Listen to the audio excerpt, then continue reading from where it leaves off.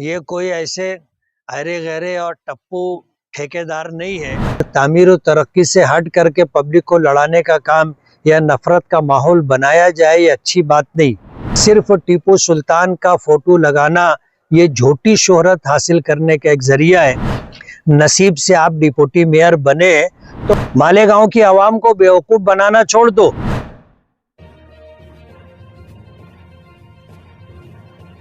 आज इस वक्त हम लोग मौसम नदी पर हैं।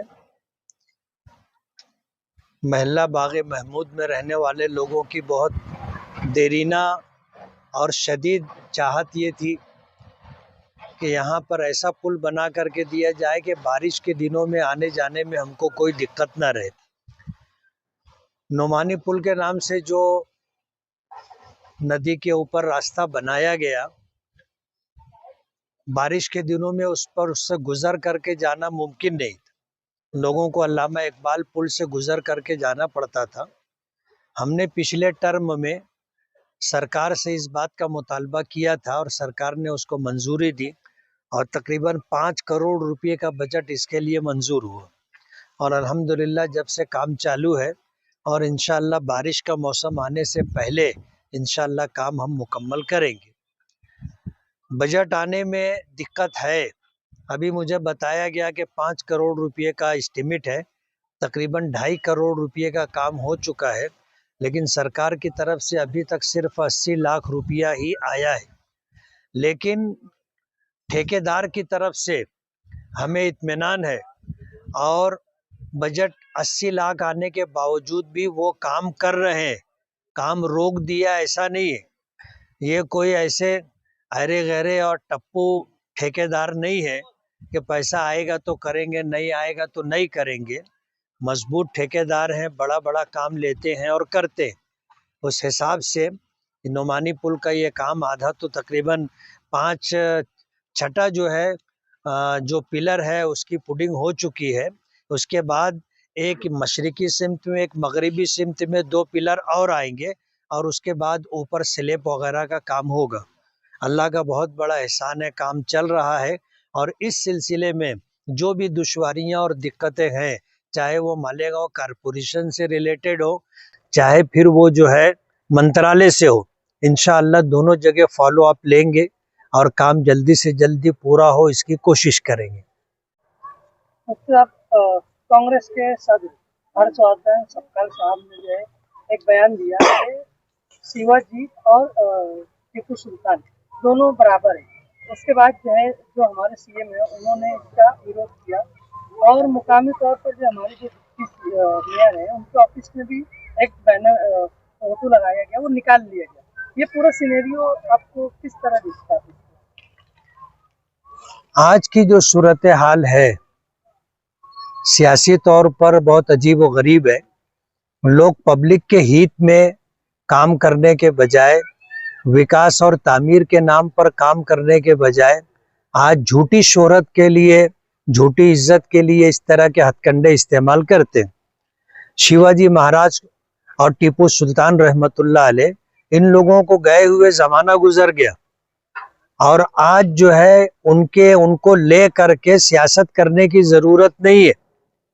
बिला वजह इस तरह का बयान देना जिससे इख्तिलाफात बढ़े और तामीर और तरक्की से हट करके पब्लिक को लड़ाने का काम या नफरत का माहौल बनाया जाए, ये अच्छी बात नहीं। और मालेगांव में जहां तक डिप्टी मेयर शान हिंद साहिबा ने अपनी ऑफिस के अंदर जो है टीपू सुल्तान का जो फोटो लगाया था, होना ये चाहिए था कि आम तौर पर जो चलन है उसी चलन पर चलते, लेकिन सिर्फ टीपू सुल्तान का फोटो लगाना ये झूठी शोहरत हासिल करने का एक जरिया है कि टीपू सुल्तान का फोटो लगाएंगे तो जो टीपू सुल्तान को ना मानने वाले लोग हैं या जो लोग फिरका परस्ती करते हैं वो लोग इसको मुद्दा बनाएंगे, चर्चा होगा, शोहरत होगी। इस तरह के काम करने से गुरेज करना चाहिए।